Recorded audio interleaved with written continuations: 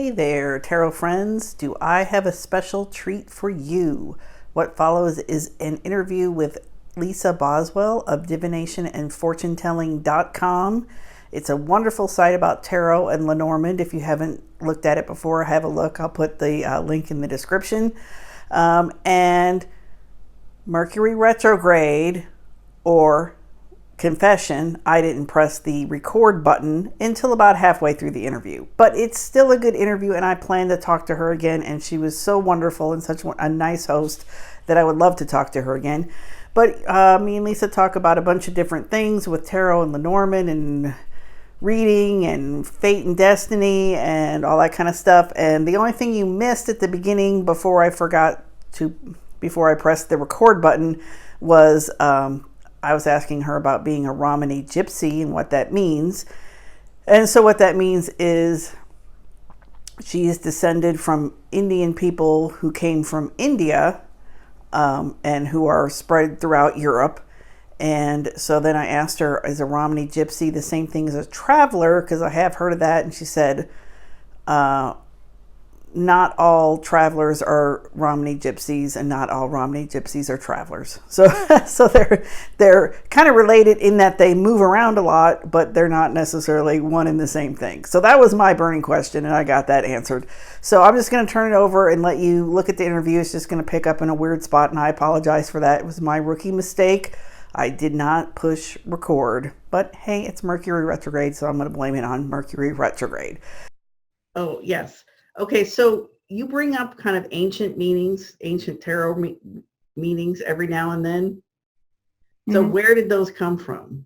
Do you have like secret books? Or I read, there is a couple of books. There's a book called The Pictorial Key of the Tarot.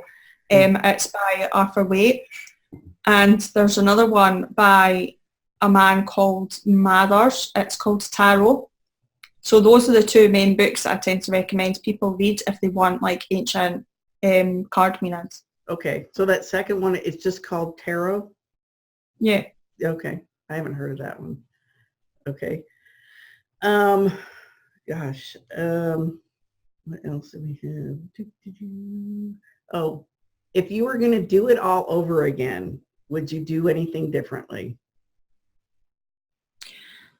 Other than, probably not, but I think that other than just going for things, so say just doing things when I first had the idea instead of waiting around to do it, I think that's probably the one thing that I would have done, because I had the idea for divination and fortune telling years ago, but never actually done it. And I wish that I would have just done it years ago. First had the ideas. Yeah.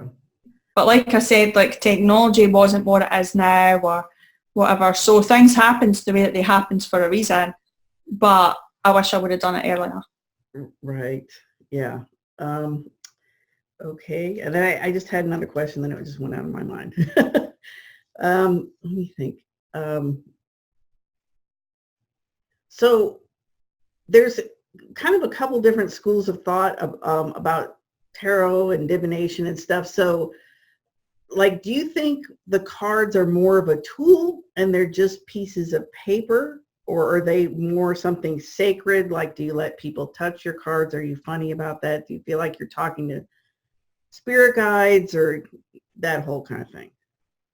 I do believe that people have intuitive abilities inside of them. But I also believe that there are spirits who help with your readings. But I don't believe that they are exclusive from each other. There's not a line which says, right, this is your intuition and this is your like ancestors or whatever helping your readings. They communicate with each other. They work together. I wouldn't ever say that my cards are just pieces of paper. I hate when people say that, when they're like, oh, they're just pieces of paper or whatever, because I do believe that if you have a special connection to your cards, like I don't let other people touch my cards, I'll carry them around with me or whatever. I treat them like they're a special object. But in the same breath, I don't believe that you necessarily need your cards to be able to perform readings. Like a good diviner can predict based on anything, like clouds in the sky or Right.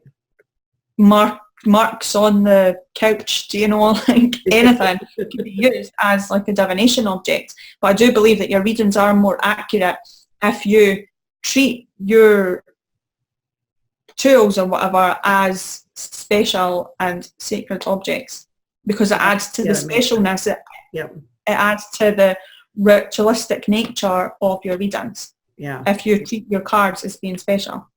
Right. If you don't treat your cards as being special, then I think it just sends out the wrong energy. Then your readings aren't really special. Do you know? It's just... Yes. Yeah. And so, you know, like you said, you feel like you could be connecting with your ancestors or your guides or anything. So do you have any advice for anybody who wants to like call that in or work with that? Notice signs. I'm big on signs. Like, so say you might get the sign of, take like a rainbow. Like when I first became like a professional reader, I can like remember that date, and I've actually still got the photograph up the stairs. I went outside and there was a rainbow in the sky, and I took the picture. And then after that, I started to notice them more and more and more and more. And my readings became stronger, and I started to have more dreams and stuff like that. And it wasn't until a while later that another reader had told me that it was actually like the spirit that was sending me like these signs and stuff, like these rainbows and things. I knew that they were important because I was taking photographs of them and things, but I never really put two and two together that it had anything to do with like my readings developing, the dreams, anything like that. So I do think that it's important to notice signs because it's just another form of communication. So say like divination is a form of communication. So seeing signs is just an extension of that. It's like a form of divination that you've not asked for. Yeah. Do you know? Yeah. Okay.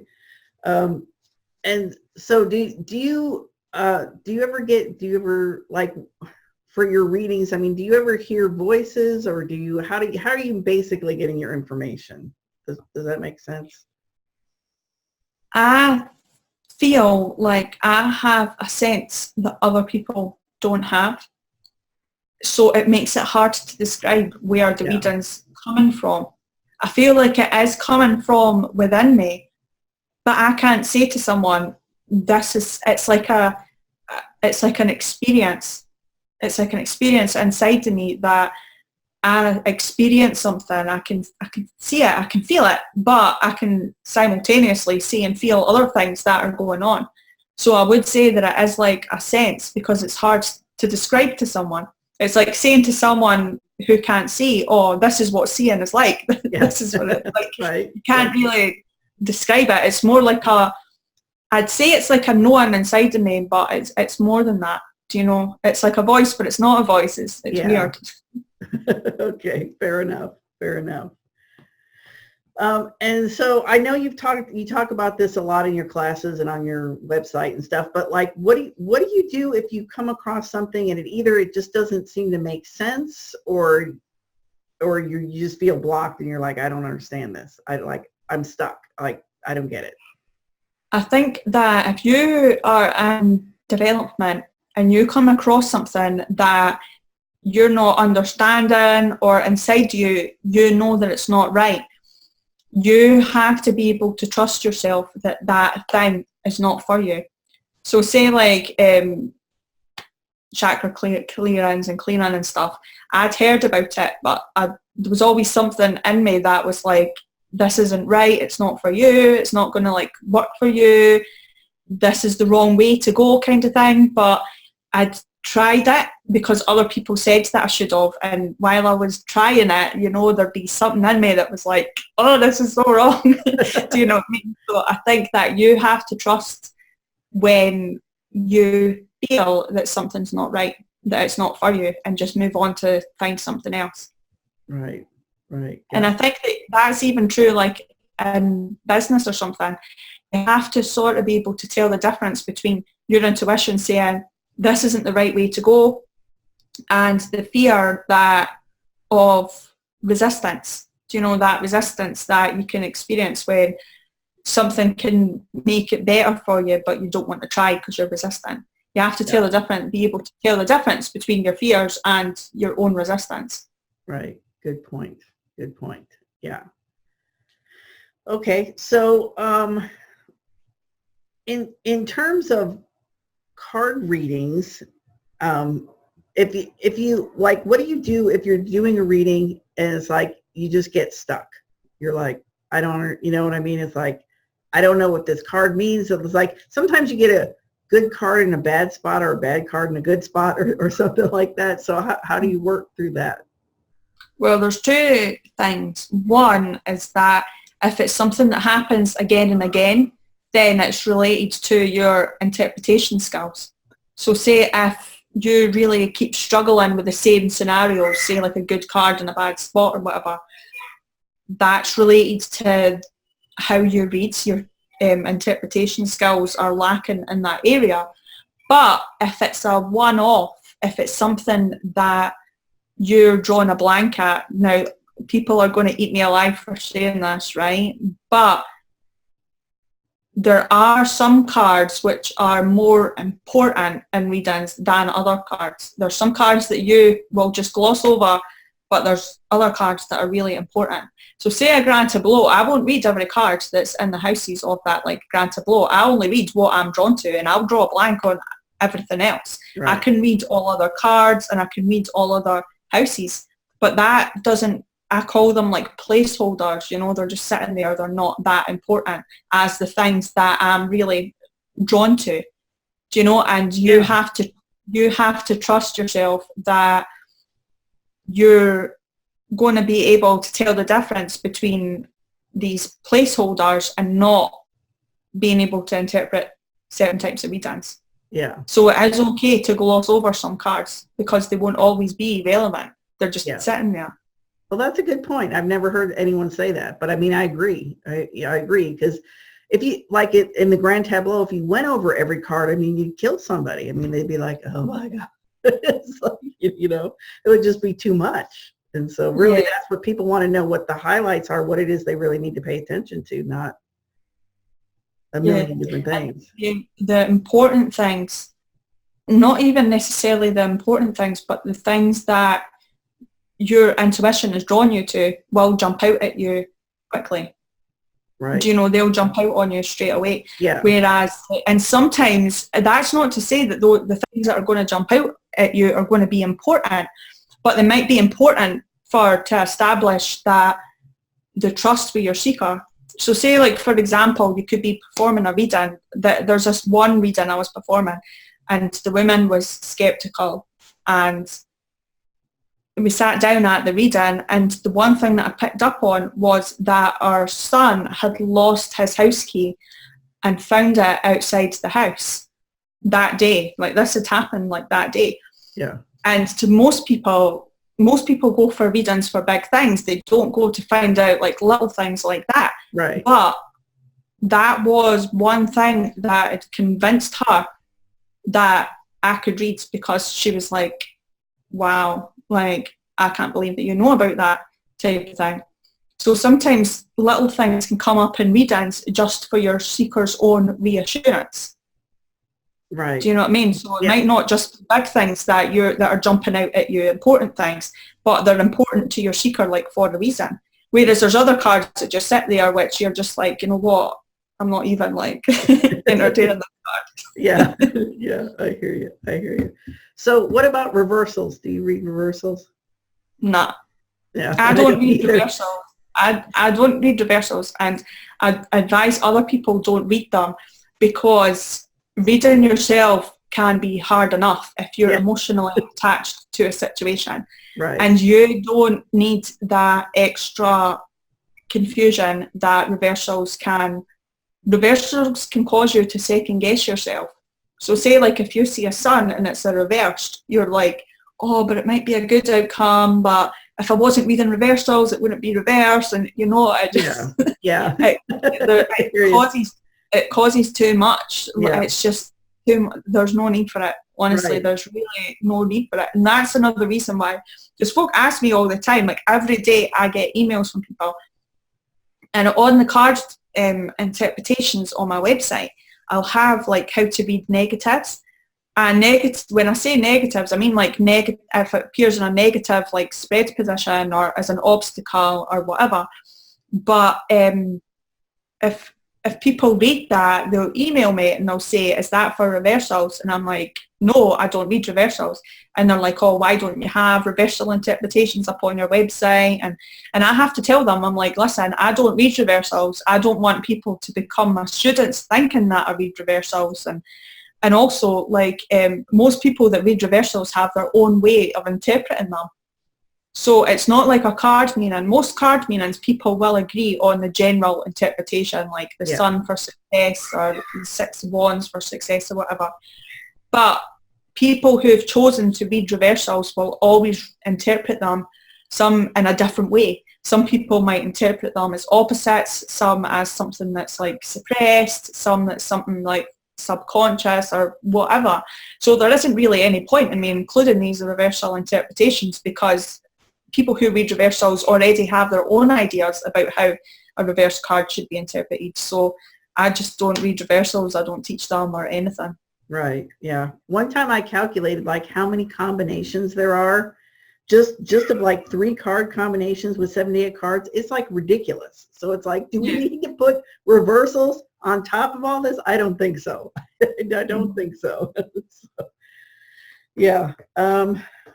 Wow. Okay.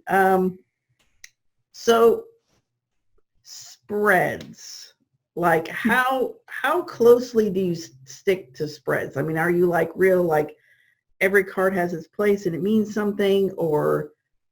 I think that if you're the type of person, and most readers are, if you're the type of person who reads things the wrong way, and I say that most readers are, is it because it's a natural thing that anyone, if they're emotionally involved in a situation, they're either going to read it too positive or too negative, and most of the time it's too negative. And I think that if you read with spreads, if you choose to read with spreads, you're a lot less likely to read things that aren't there or to give yourself the wrong impression. Is that I never used to, years ago, I never used to read with spreads, but I realised when I became an adult that it is a lot easier to read with spreads because you give yourself that direction. So right. I do believe in spreads. Right. That's a good point. Yeah. And then, so how picky are you about questions, or do you use questions, or do you just? Oh, I would read on anything. I would never, like, honestly, people think like that sounds so unethical, right? But I think that you can never gauge a situation until you're in that situation. I can remember not that long ago, I'd got into it in a Facebook group, right, which is common. If you read tarot, right, you're getting into it with someone in a Facebook group, right? Well, I got into it with this woman because she was telling me that it was always unethical for people to read people who were under the age of 18, or for people who were under the age of 18 to be readers. Now, I've not been possessed yet, right? I started reading when I was like 7, right? So, and I've not been possessed yet. So, and I see nothing but benefits to learning how to read as a child, because I did learn how to read as a child, and like so did my sisters and stuff. And I feel that getting more experience is always better. The more experience you can get, like, the better.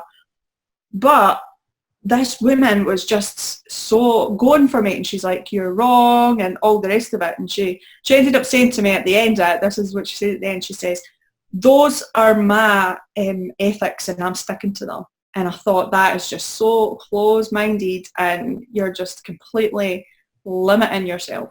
If you go into something and say, "I'm always going to do this," or "I'm never going to do that," the universe will present situations to you to make you change your mind. That's happened to me so many times. If I've thought to myself, "I would never do this," or "I would never do that," things have happened to test that out. Do you know what I mean? Like, there's always exceptions.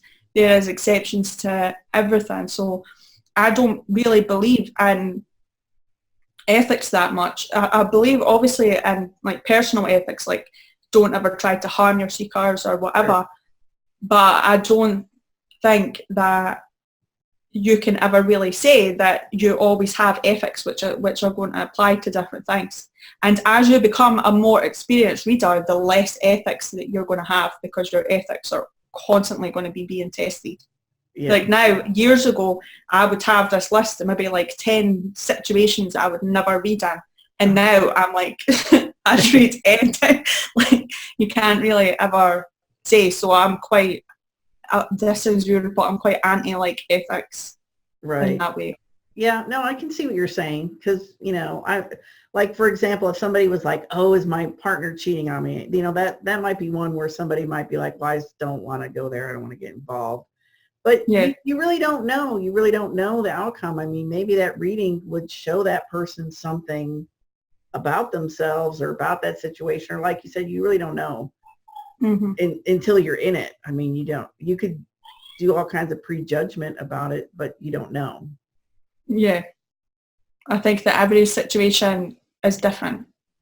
You know, there's always different circumstances are attached to a situation. So yeah, you never know.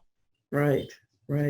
Well, and I think like reading for kids, I mean, I think it can be very helpful because a lot of times they really can't express themselves, you know, because they're not adults. So like if you can find out what's going on with them, like, why wouldn't you do that? Why wouldn't you do that? I don't know. That's just my opinion. I think as well with the whole kids thing, and this sounds really judgmental, but I sometimes get this air from people that if you're teaching them that kids can't do something, like say kids can't read tarot or use a crystal ball or they shouldn't, I think that sort of adds to the whole idea that doing it is somehow dangerous. Yeah. Do you know, there's something wrong about doing it, and I think that that's not a healthy attitude to have if you're a reader. If you believe that what you're doing is somehow wrong, because it can affect you in different ways. It can affect how you're reading, your professional experiences, how you market yourself, the mindset, the beliefs that you have about your readings. And I've actually like measured it when I done like my divination survey. You found that people that were brought up who were brought up to believe that divination was evil, or their friends and family didn't support them, made less money than people who had supportive family members. And I think that part of that is probably they don't have the support networks. They have more resistance. They're not as willing to put themselves in certain situations as readers who don't have like someone in their ear or weren't brought up to believe that what they were doing is wrong. Right, exactly. And I going back to the kid thing too, is I think, you know, language is actually a very higher function. I mean, it's something that you have to be quite old before you actually can speak well. You know what I'm saying? Because you have kids, you know, they don't speak. They're not born speaking. They have to develop that. And like with my son, there's so many things that I just wish I had taught him sign language. You know, it seems like such an easy shortcut. You know, and like music, like you think real little kids can't do music, they actually can. And it's like a form of expression. So I think it's kind of the same thing with the cards and everything. It is a form of expression and it's a form of communication. And so just because they're not speaking it doesn't mean it isn't valuable. Like, that's just the way I see it. Yeah. Let me see, what else? So how did you decide that you wanted to stop really being a professional reader and teach? I'd had the idea to teach, and I'd been doing things that a teacher would be doing, not so much like a reader. Like say I'd been blogging and stuff from not long after I'd started like reading, I began like blogging and things. And I started to realise that this sounds terrible, but I was putting, like my blogging and stuff was at the forefront of my mind. As the years went on, it started to become more of a priority. And I'd noticed that a lot of readers were coming to me like with their questions. They were asking me a lot of questions, things that I knew, because even though I'm young, I'm quite like, obviously I'm quite experienced in things. And that made me like, I realised I could talk about teaching all day. Like I can talk about divination all day, spiritual development and stuff. And then I was still reading people, and I decided to try out having my website without offering readings on it and see how it would go in comparison to like just the readings and things. But then I have like health problems. I have like chronic inflammation in like my stomach and my joints and things. And one day I was at the hospital and I'd sort of realised that I had to do like one thing or the other, like it's too much to try and manage them both. So then I decided just to stick with the teaching and things. And also I was getting like signs before, like when everything was going really well when I was a reader, but then I'd started to get the signs that I was to move on to something else, like things kept, like little bad things kept on happening, and you know, my intuition was saying to me, that's a sign, you know, that's a sign. And then by the time I was at the hospital, I was like, right, I've got to do something about this. So that's when I decided to teach full time. But I think that like for one thing is that I think I was waiting on something. Do you know what I mean? I was just sort of maybe waiting on someone to come along and say, oh yeah, you can be a reader. And I was seeing all this like, you can be a teacher or whatever. And I was seeing all of this like social proof that because of my age, people wouldn't take me seriously. Like even as I'm 29, if you're wondering, like I thought that like that people wouldn't take me seriously because I had that problem as being a reader. Like especially when I came online, people just didn't take me seriously at all because of my age. Like, but I'd been reading more than half my life, like more than like 2/3 of my life I'd been reading for. But then people still sort of talk down on you, even if they don't have the same experience as what you have. They could have less experience, but because they're older, they're like, oh, you're just a young reader or whatever. So I had worried that would happen with teaching, and I think that was one thing that really held me back a bit. But then I sort of realised as time went on, I became more confident, and I'd developed like my courses and stuff to make them like the best that I could make them. And then that's when I decided just to do it and go down that route. Gotcha. All right. And so did it kick over right away, or was there a little nail biting, or? I had, when I was trying to do the two things at one time, when I was giving readings and trying the teaching, I had like 3 failed course launches before it actually worked.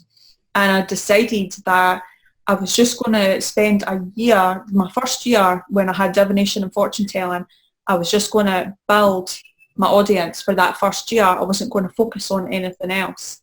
And then once I'd done that, like my first course launch, my fourth course launch, I made like thousands and made my ebook, started selling them every day. So it did eventually, when I decided I was going to go like all in, when I was going to give it my all, that's when it really took off. Nice. Mm-hmm. Gosh, well, I think I'm talked out. I'm out of questions, but you're a great person to interview, and I'd love to do it again. Yeah, if you want. Yeah, that'd be wonderful. So once again, her website is divinationandfortunetelling.com. It's wonderful. Is there anything else you want to plug? Your courses, Facebook, anything? Hello. That's fine. No, just check out my website. I've got like free guides on that on my website, so you can download them if you want. Yep. Okay. Wonderful. Well, it was wonderful talking to you. Have a wonderful afternoon, and thank you again. Hey, thank you. Thank you.